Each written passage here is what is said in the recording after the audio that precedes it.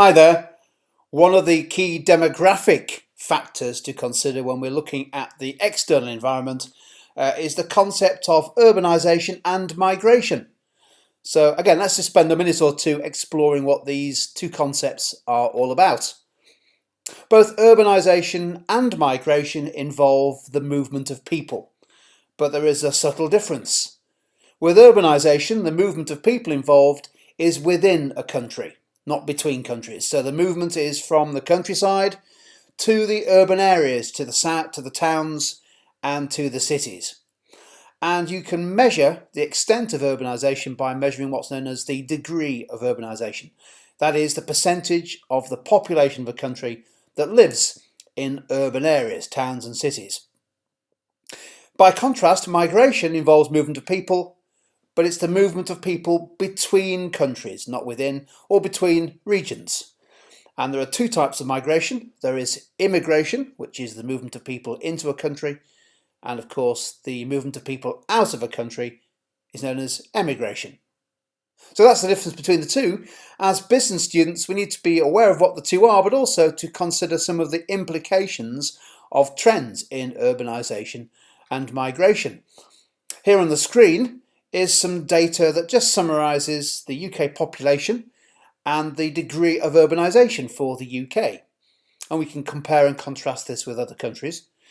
As we can see from the blue chart, the overall size of the UK population since 2010 has risen by about 4 or 5 million in the last 8 or 9 years, which is a fairly significant growth, but not hugely significant, a relatively low percentage.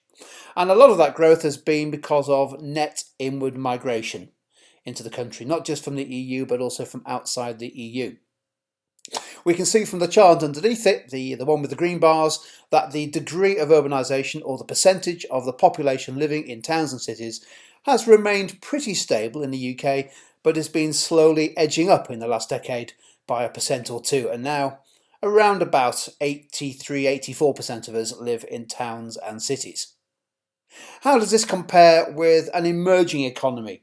Well, perhaps the best example to look at is China, which has been through a phenomenal phase of urbanisation in the last 2 or 3 decades. So going back to 2005 there on the chart, 43% of China's population, and don't forget it is a huge population, lived in urban areas.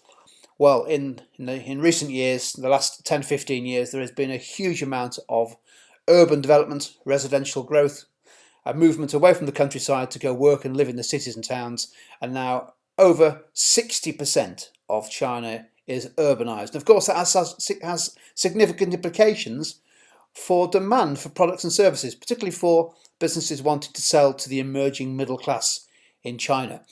So, two things to remember. Firstly, what is the difference between urbanisation and migration? Hopefully we've explained that. But the key thing is also to remember that those changes, and they tend to happen relatively slowly, not overnight, they have implications for businesses. Let's just pick out a couple here. The rising population, well, in the UK, 3, 4, 5 million extra people over the last decade or so. That means higher demand for goods and services. But as we point out on the bottom bullet point there, it also has implications for public services.